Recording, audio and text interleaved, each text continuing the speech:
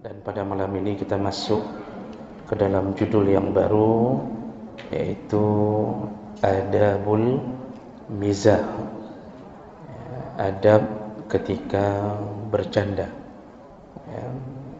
Adab ketika bercanda. Bapak Ibu yang Allah muliakan, bercanda adalah suatu perkara yang menjadi penghias hari-hari kita. Hidup dalam keadaan tidak bercanda biasanya menyebabkan kehidupan begitu kaku, orang bisa stres, dan bahkan mungkin akan bunuh diri. Makanya dalam hukum agama ini tidak dilarang untuk bercanda. Nabi pun pernah bercanda. Namun dalam bercanda ada batasan-batasan. Ada adab-adab yang kita hendaknya jangan melanggar. Karena ketika kita melanggar dalam adab-adab bercanda, biasanya akan menimbulkan dosa dan permusuhan. Jadi agama ini mengatur sampai urusan yang mubah pun diatur jangan sampai menjadi dosa. Oleh karena itu, kita akan belajar dalam beberapa pertemuan tentang adab dalam melakukan candaan. Baik. Yang pertama yaitu adamul kizbi fil mizah. Janganlah seseorang berbohong ketika bercanda. Jangan sampai berbohong ketika bercanda. Rasulullah sallallahu alaihi wasallam dalam hadis riwayat Abu Daud dari Abu Hurairah radhiyallahu anhu menyebutkan, wailul lilladzi yuhaddisu fayukadzibu liyudhika bihil qaum, wailul lahu, kata Rasulullah. Celakalah orang-orang yang berbicara dalam keadaan berdusta untuk membuat orang lain tertawa. Jadi di sini Rasulullah mengatakan celakalah, memakai kalimat wail, dan di ujung hadis Rasulullah mengulang kembali wailul lahu, celakalah dia. Jadi ini menunjukkan penekanan dari Rasulullah bahwa kita yang bercanda agar orang lain tertawa, namun kemudian dalam candaan itu ada kebohongan, ada dusta, tetap menjadi dosa. Karena berbohong bukan dosa kecil, berbohong itu dosa besar. Dalam bercanda pun tidak diizinkan untuk melakukan kebohongan. Rasulullah sallallahu alaihi wasallam ketika bercanda, beliau tidak pernah berdusta. Bercanda ada, tapi tidak pernah berbohong. Sehingga ketika Abu Hurairah menanyakan kepada Rasulullah, "Ya Rasulullah, apakah engkau juga bercanda dengan kami?" Kata Rasulullah, "Inni la aqulu illa haqqa." Ya, aku juga bercanda, namun aku tidak pernah berbohong dalam candaku. Orang hari ini keluar dari jalur bercanda. Jadi untuk menciptakan suasana lucu, kadang-kadang berbohong. Kita bisa lihat berbagai acara komedi agar membuat orang lain tertawa, maka yang jadi bahan adalah bahan-bahan dusta.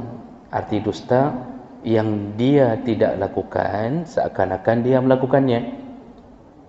Dan itu banyak sekali. Bahkan sampai pada orang yang berceramah pun kadang-kadang memberi atau membuat cerita yang seakan-akan dia melakukan, padahal dia tidak pernah melakukannya. Ini celakalah dia, kata Rasulullah. Jadi enggak boleh berbohong dalam kondisi apapun kecuali yang dibenarkan oleh Rasulullah. Dan itu sudah sering kita jelaskan ketika berbicara tentang adabul kalam. Jadi berbohong itu kan cuma boleh pada 3 tempat, yaitu ketika berada di medan perang. Seorang komandan boleh berbohong kepada pasukannya untuk menggenjot semangat agar jangan takut, sehingga dia mengecil-ngecilkan pasukan musuh padahal pasukan musuh lebih kuat, lalu dia berbohong, dibolehkan, tidak berdosa. Itu pun perang dalam mempertahankan agama. Kemudian boleh berbohong ketika mengislah di antara kaum yang sedang bertengkar, dibolehkan. Jadi kita berbohong ke pihak A, juga kita berbohong ke pihak B, seakan-akan mereka dua-duanya saling merindukan, padahal tidak. Agar mereka berbaikan, dibolehkan. Maka berbohong pada anak yang sedang bertikai, kita mengatakan si A atau si abang menanyakan adiknya dan ingin meminta maaf kepada si abang pun, kita katakan adik sudah nanya-nanya ingin minta maaf, padahal dua-duanya tidak ada rencana minta maaf, sehingga mereka berbaikan, dibolehkan. Dan ketiga, berbohong pada pasangan hidup, dibolehkan. Yang dimaksud berbohong pada pasangan hidup ketika bertujuan menyenangkan hatinya. Jadi bukan berbohong sudah punya istri yang lain lalu kita berbohong, itu boleh, tidak. Itu dosa. Kalau sudah punya istri lain, itu harus jujur, karena efeknya besar. Bisa-bisa istri kedua enggak dapat warisan karena istri pertama tidak pernah tahu bahwa ternyata dia ada madunya. Dan bisa-bisa terzalimi anak dari pihak istri kedua, karena istri pertama tidak mau memberi warisan karena enggak pernah tahu akibat dibohongi. Jadi kalau mau poligami boleh, tetapi jangan berbohong. Ini bukan saya anjurkan poligami, tapi kalau terjadi, tak boleh bohong, harus kasih tahu. Kalau perlu izin, walaupun tidak wajib izin, memberitahu agar tidak ribut. Nah, itu bukan itu ke situ arah berbohong yang dibolehkan. Berbohong menyenangkan hidup, menyenangkan hati pasangan hidup, yaitu untuk memberi semangat pada pasangan hidup kita dengan cara berbohong. Itu dengan menyatakan masakan dia lezat, padahal kita menyesal makan masakan dia. Tapi kita katakan cukup mangat, hana lain yang laginya. Dalam hati kita, hana lain yang laginya cukup hancur. Enggak ada lagi perempuan lain yang bisa masak kayak gini, kita. Padahal maksud hati kita, perempuan yang lain bagus-bagus masaknya, ini hancur kali memang rasanya. Tapi bahasa kita mengatakan seakan-akan memuji, sehingga istri besok masak itu lagi, hancurlah hidup kita setiap hari. Tapi itu boleh berbohong, memuji-muji yang tidak benar.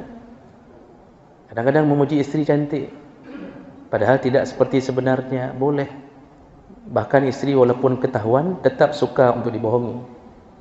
Misal ketahuan bahwa suaminya bohong, mengatakan istri cantik, istri mengatakan panina, mana ada, abang pasti bohong. Kata suami, memang ya, kata istri, tapi Betul kan saya cantik? Begitu dia suka dibohongi. Ya. Itu memang tipe. Isteri pun boleh berbohong suami demi menyenangkan hati suaminya. Tapi urusan-urusan begitu. Jadi cuma 3 itu. Dalam bercanda tidak boleh berbohong. Jadi jangan sampai ni kita duduk dengan teman-teman lalu kemudian mulai mengalir cerita bohong. Ilung saya dulu itu pernah saya lihat hantu. Padahal enggak pernah dia lihat hantu, dia cuma mendengar saja. Sampai sekarang tidak ketahuan maaf itu apa, enggak ketahuan. Dia enggak pernah, cuma dengar dari orang, tapi waktu cerita dia seakan-akan melihatnya. Bohong. Tercatat dosa besar. Wa ma yalfidhu min qawlin illa ladaihi raqibun atid. Satu kalimat tertulis oleh raqib atid. Satu kata. Jadi kalau dalam tafsir ayat ini ditafsirkan oleh banyak mufassir, malaikat itu mencatat semua kalimat sampai merintih. Sampai merintih. Waktu sakit terdengar suara rintihan. Sakit. Itu pun dicatat dalam tafsir disebutkan. Dicatat. Imam Ahmad bin Hanbal ketika sakit setelah keluar dari penjara, dia merintih kerana rasa siksa, bekasan siksa. Dia dicambuk terus-terusan kerana mempertahankan Al-Quran adalah kalam Allah, bukan makhluk Allah. Kerana beliau berhadapan di rezimnya Mu'tazilah yang meyakini Al-Quran adalah makhluk, bukan kalam. Beliau dipenjara, dipukul setiap hari, dicambuk. Setelah keluar, puluhan tahun itu di penjara. Setelah keluar, beliau sering merasa bekasan sakit. Sehingga kadang-kadang mulutnya merintih, menahan rasa sakit. Lalu sahabatnya, salah satu sahabatnya, saya lupa imam apa yang menasihati beliau, kata beliau, wahai Ahmad, bukankah kita tahu bahawa malaikat mencatat sampai rintihan pun dicatat. Jadi semenjak dinasihati itu, Imam Ahmad tidak pernah lagi mengeluarkan rintihan walaupun sakit. Karena takut rintihan itu takut menjadi penyebab beliau tidak rida di atas takdir Allah kepadanya. Jadi kalimat bohong itu nanti ada orang mengatakan setelah dia cerita, saya pernah lihat hantu, saya pernah lihat kuntilanak, saya pernah lihat ini. Padahal enggak ada. Nanti walaupun dia mengatakan di ujung cerita, hana hailung cuma mayang, tapi dia telah berbohong. Dia telah berbohong hanya untuk membuat cerita supaya orang tertawa. Maka tadi saya bilang bahawa yang paling parah dilakukan oleh orang yang faham agama. Makanya hati-hati berceramah pun jangan sampai berbohong. Baik sampo penceramah mengatakan, "Long, rojih, saya dulu begini. Padahal enggak ada tu, hanya untuk membuat jamaahnya tertawa begitu saja. Jadi enggak dilarang bercanda, tapi jangan berbohong. Nah, Rasulullah sallallahu alaihi wasallam itu menjanjikan keindahan di dalam surga. Di dalam hadis riwayat Abu Daud, Rasulullah sallallahu alaihi wasallam pernah mengatakan, ana za'imun bi baitin fi rabadil jannah. Aku jamin akan mendapatkan surga, yaitu akan mendapatkan posisi di samping surga, maksudnya di pinggiran surga, di pinggiran surga, posisi surganya di pinggiran. Tapi surga, siapa mereka? Liman tarakal mira'a wa in kana muhiqqan, yaitu orang yang meninggalkan debat kusir walaupun dia telah berada di posisi yang benar. Kita yang tahu hukum yang sebenarnya, kita berdebat dengan orang bodoh, kita tahu dia ini salah, tapi karena sudah bertegang urat leher, kita tinggalkan supaya tidak bermusuhan. Kakeh, bahasa kita biasanya kakeh ni cok kerawan mentang. Udahlah kamu ajalah yang benar. Kita tinggalkan supaya tidak terjadi permusuhan. Padahal kita tahu dia salah dan kita sudah tahu hukum yang sebenarnya melalui ini, melalui ulama kita tahu. Kita tinggalkan demi tidak meluas permasalahan itu menjadi permusuhan. Dijamin oleh Rasulullah orang-orang yang seperti ini maka dia mendapatkan posisi surga di pinggiran. Lalu kemudian Rasulullah sambung, wa bi baitin fi wasatil jannah, ku jamin akan mendapatkan surga yang posisinya berada fi wasat, di tengah-tengah. Ya. Bagi siapa yang mendapatkan surga yang kaplingnya berada di tengah-tengah surga, yaitu liman tarakal kadhiba wa in kana mazihan, orang yang meninggalkan dusta walaupun sedang bercanda. Bahasa Nabi, dalam bercanda pun dia tidak berbohong. Karena berbohong ini adalah dosa besar yang Nabi ulang-ulang dalam hadis ketika ditanya oleh sahabat, ya Rasulullah, beritahukanlah kami di antara dosa besar. Dalam hadis itu Rasulullah mengatakan, yaitu asyirku billah, syirik kepada Allah, lalu wa uququl walidain, dan durhaka pada orang tua, dan yang terakhir al-kizbu, kata Rasulullah, berbohong. Waktu dibilang kizbu, Rasulullah terus mengulang-ulang al-kizbu, al-kizbu, al-kizbu, sehingga perawi hadis itu menyebutkan, kalau kami tidak mengatakan sudah cukup ya Rasulullah, maka Rasulullah seakan-akan ingin terus mengatakan bohong dosa besar, bohong dosa besar, bohong dosa besar. Kenapa Rasulullah mengulang-ulang pada bohong? Kenapa tidak diulang pada syirik dan durhaka pada orang tua? Karena dosa bohong ini adalah dosa yang paling mudah dilakukan oleh siapapun. Baik orang miskin, orang kaya, rakyat jelata, para raja, bahkan orang alim pun kadang-kadang jatuh dalam jebakan bohong. Bisa jadi kadang-kadang berbohong dalam memberi fatwa. Jadi waktu ditanya sama jamaahnya, Ustaz atau Tengku, apa hukumnya begini-begini, kadang-kadang supaya baik malai, supaya jangan malu, sebenarnya beliau tidak tahu mungkin jawabannya. Jadi supaya tidak malu, kadang-kadang karang sendiri jawaban. Lalu dia berbohong padahal dia tidak tahu jawaban itu. Nah, ini berbahaya. Jadi ini penyakit, salah satu penyakit yang patut kita hindari. Sampai bercanda pun jangan bohong. Jadi kem-kem tapi baik sampau semangat.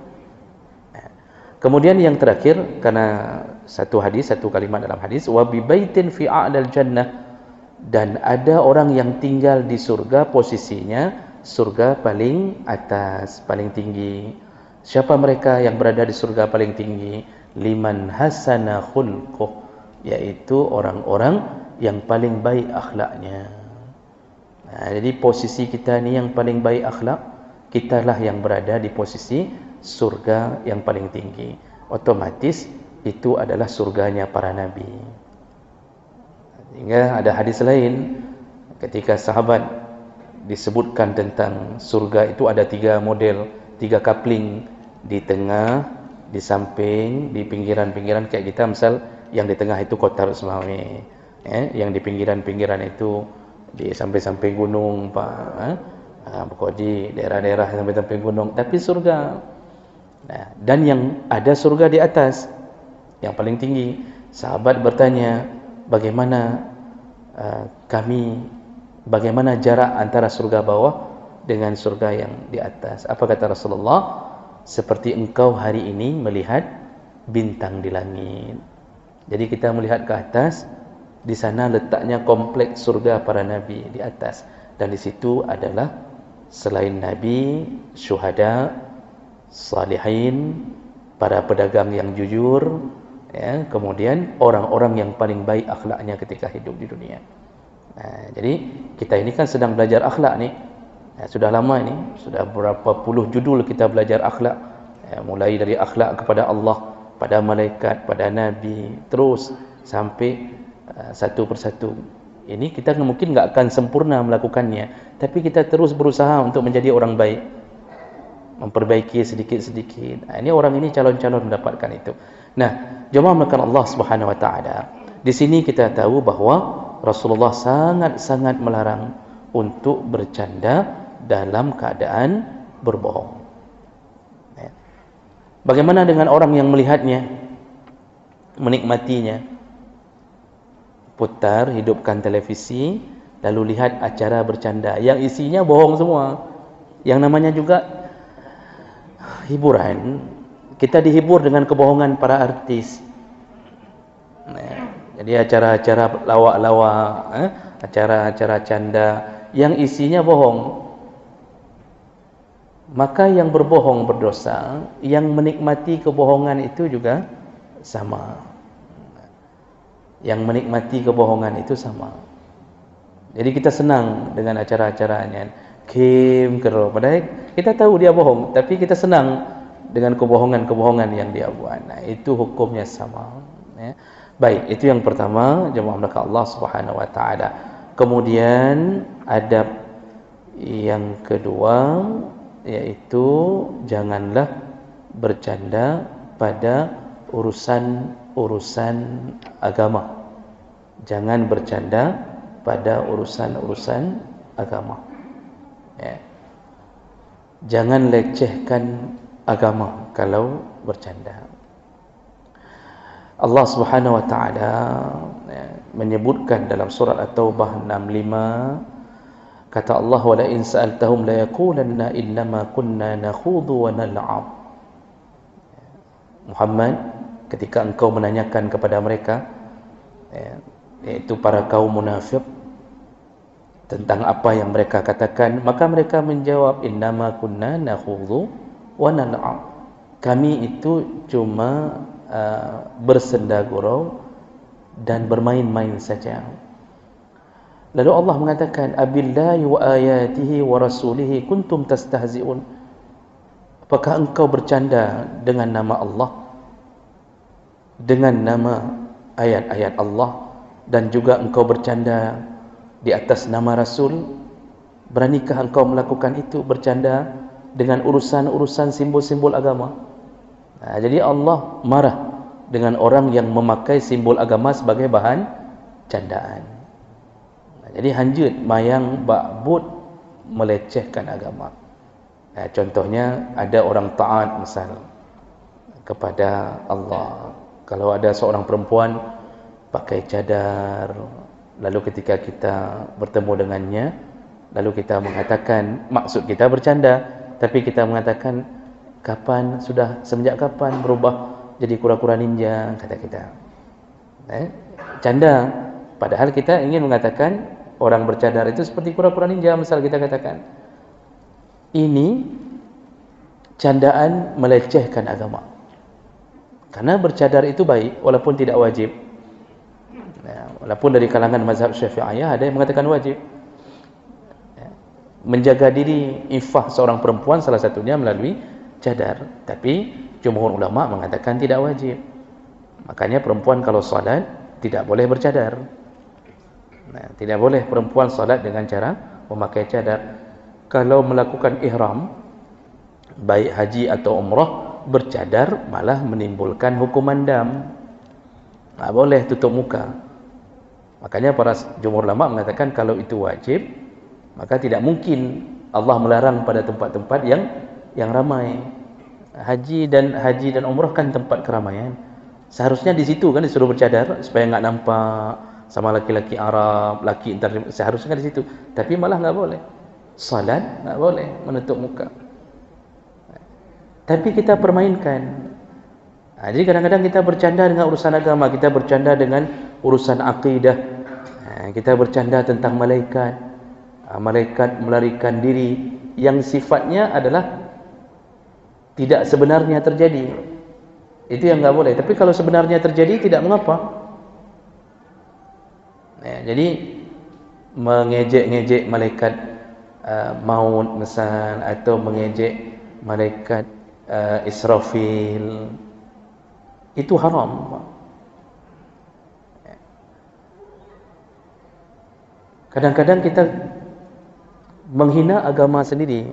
Kadang-kadang kita sampai menghina unsur-unsur dari agama sendiri. Orang mencandai Nabi Muhammad, kalau orang kafir yang mencandai, pasti kita marah. Tapi anehnya ketika ada orang Islam yang juga kadang-kadang bercanda dengan nama Nabi, malah kita nggak marah.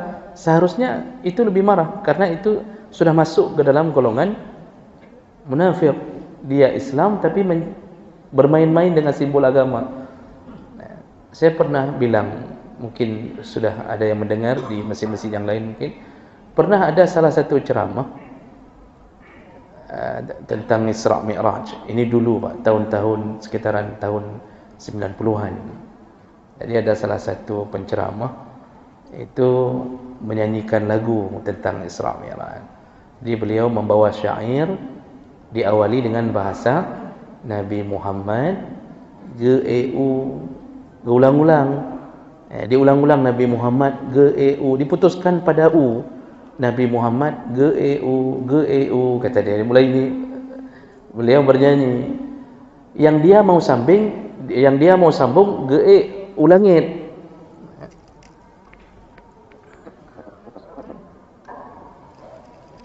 Ini penceramah ini sebenarnya ingin menyambung ulangin Nabi Muhammad naik ke langit. Tapi dia putuskan pada kalimat U, jadi berubah maknanya Nabi Muhammad naik pohon kelapa. Semua jamaah tertawa waktu dia nyanyikan Nabi Muhammad G-E-U, G-E-U. Kan orang Aceh paham maknanya, itu artinya Nabi Muhammad naik pohon kelapa. Mandum Nabi Muhammad G-E-U. Baru setelah ketawa semua, baru dia sambung ulangin. Masya Allah. Coba bayangkan orang ceramah tentang Isra Mi'rajnya Nabi, dalam ceramahnya sengaja atau tidak sengaja beliau malah membuat kerendahan pada Nabi, penghinaan pada Nabi. Kan candanya kan, tetapi berbahaya. Dan saya ingat betul ketika mendengarkan ceramah itu, tidak saya sebutkan penceramahnya. Kalau saya sebutkan Bapak kenal semua, terkenal Pak. Ya, terkenal. Nanti kalau mau tahu WA saja. Ya, WA saja. Itu dilarang. Ya, dilarang. Apalagi kalau tidak benar. Kalau benar ada dalil, ada sandaran mengatakan tentang kelucuan itu, boleh. Contoh, Nabi Musa pernah lari mengejar baju yang dibawa lari oleh batu. Dan itu kan disebutkan dalam surat Al-Baqarah dan juga disebutkan dalam hadis. Nabi Musa pernah mengejar baju yang dibawa lari oleh batu. Jadi Bani Israel itu, karena Nabi Musa tidak mau mandi telanjang bersama kaum Bani Israel, beliau selalu mengasingkan diri, mandi sendiri. Namun pada saat itu mandi sendiri dalam keadaan telanjang di sungai itu belumlah menjadi sebuah larangan yang paten pada waktu itu. Nabi Musa mandi juga melepaskan pakaiannya. Kenapa beliau tidak mau menampakkan auratnya di depan kaumnya Bani Israel? Jadi Bani Israel yang lain itu sudah biasa mandi telanjang rame-rame, Pak. Mandi telanjang rame-rame. Ini disebutkan dalam kisah-kisah yang sahih di dalam Al-Quran dan Sunnah, karangan Syekh Muhammad Al-Ashqar. Jadi dalil-dalil yang sahih tentang kisah-kisah.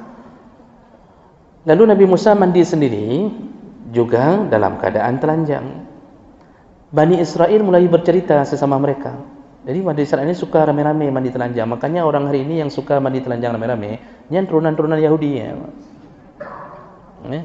Pergi satu kamar mandi rame-rame telanjang. Ini perbuatan Yahudi itu. Bani Israel dulu begitu, suka mandi telanjang rame-rame, enggak malu, enggak ada malunya. Itu makanya kelompok-kelompok seperti itu begitu kebiasaannya. Nah, Bani Israel mulai berbisik-bisik sama mereka, Musa itu kenapa? Itu Nabi Musa itu kenapa dia enggak mau mandi sama kita? pasti ada yang tak beres tu pada dia. Mereka mulai berbisik-bisik, pasti ada yang tidak beres pada Musa. Maksudnya ada penyakit, bisa jadi penyakit pada kelamin, atau ada kurap mungkin, atau macam-macam, sehingga dia tidak mau mandi dengan kita, kata mereka. Sehingga untuk menjawab fitnah itu, Allah membuat Nabi Musa nampak oleh kaumnya, tentu sesama laki-laki, tanpa beliau sengaja.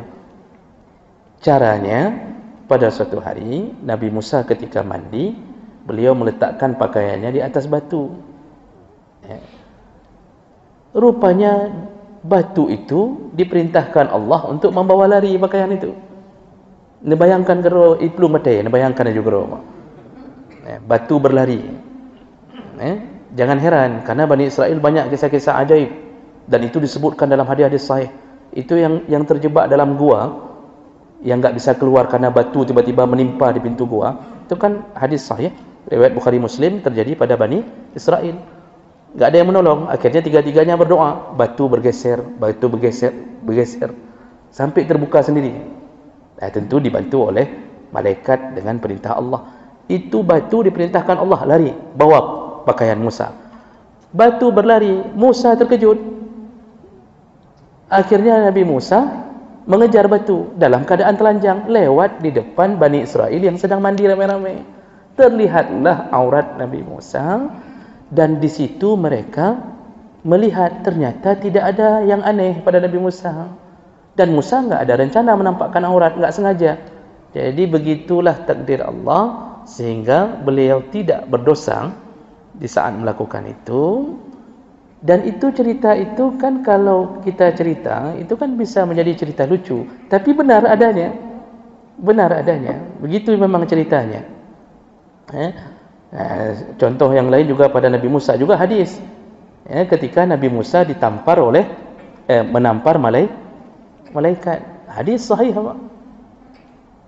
Malaikat maut diutus oleh Allah untuk mencabut nyawa Musa, dan malaikat maut ini menjelma jadi manusia. Dan ketika berhadapan dengan Nabi Musa melihatnya sebagai manusia, padahal malaikat maut. Ditanya oleh Nabi Musa, ada apa? Dia jawab, aku ingin mencabut nyawamu. Dipikir Nabi Musa mayang, karena di dalam pandangan Nabi Musa tidak tahu ini malaikat, karena malaikat kalau menjelma sempurna. Nabi Ibrahim pun enggak tahu yang datang ke rumah dia itu Jibril, Mikail, Israfil yang mau menghancurkan kota Lut, kota Sodom. Nabi Ibrahim enggak tahu.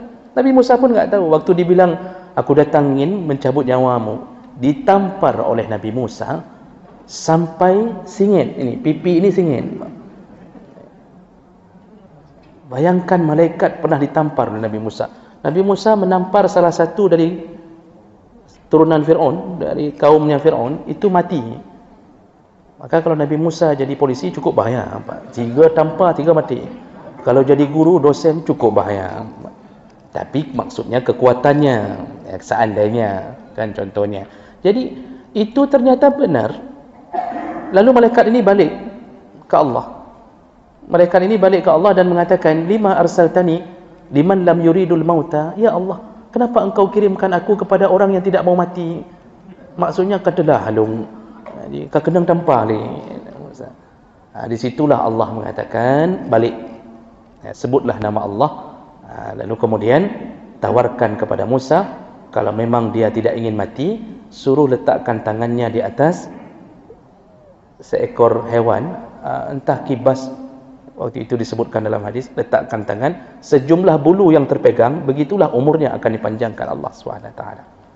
Kata Allah dalam hadis, itu cerita Rasulullah. Lalu kemudian malaikat itu balik. Nah, di situ dia berubah menjadi malaikat, perawakan malaikat, dan ditawarkanlah penawaran dari Allah. Kata Musa, walaupun aku hidup ratusan tahun dengan jumlah bulu ini, toh akhirnya aku mati juga. Jadi bagaimana kata malaikat? Kakek pepreh, jino juga. Sekarang terus, akhirnya malaikat mencabut juga nyawa Nabi Musa. Nah, itu kan cerita-cerita yang ini, tapi ada dalilnya dan sahih. Begitu jawab Allah SWT. Jadi hati-hati bercanda dengan unsur-unsur agama. Baik menyebab akidah baik cerita-cerita dongeng, mau cerita dongeng sertakan dengan dalilnya. Jadi kalau cerita gaib itu sertakan dalil. Ya.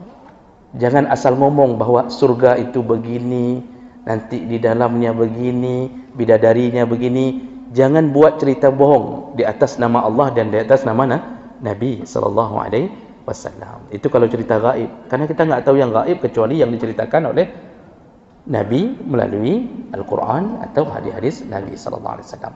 Baik, saya berhenti dulu di sini. Ada waktu sekitar berapa menit? 5 menit lagi. Boleh, silahkan. Mungkin satu orang atau dua orang kalau ada yang ditanyakan.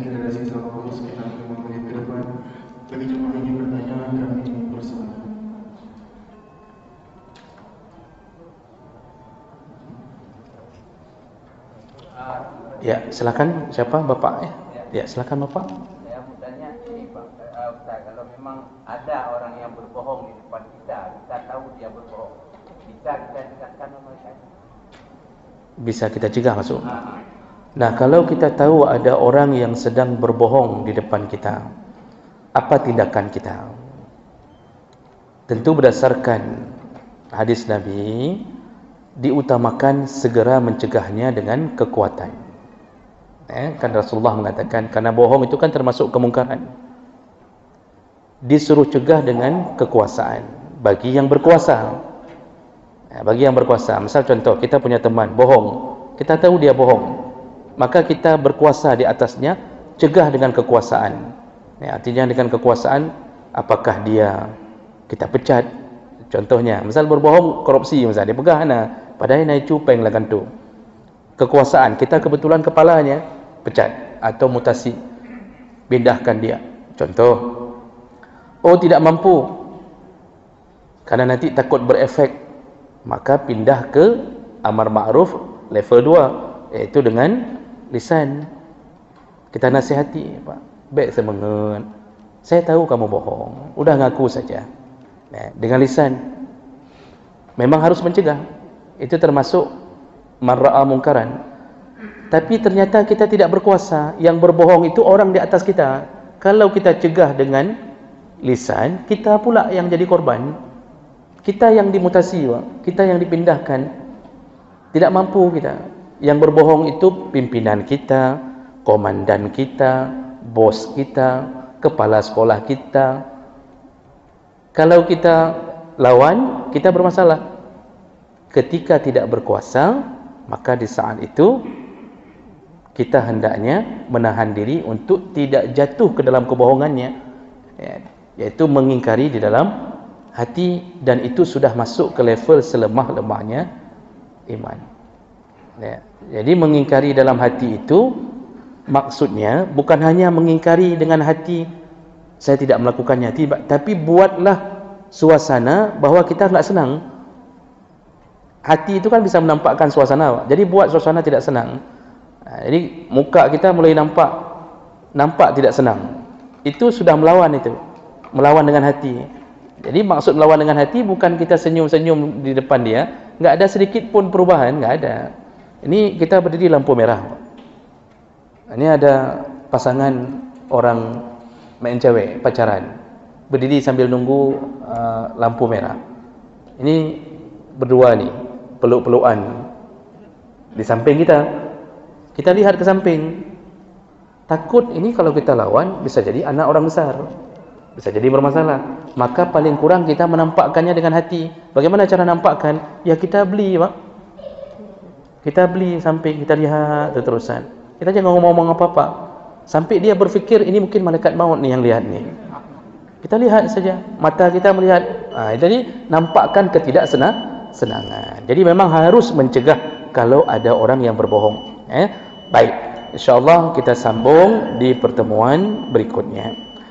Subhanakallahumma bihamdik, asyhadu an la ilaha illa anta, astaghfiruka wa atubu ilaik. Wassalamualaikum warahmatullahi wabarakatuh.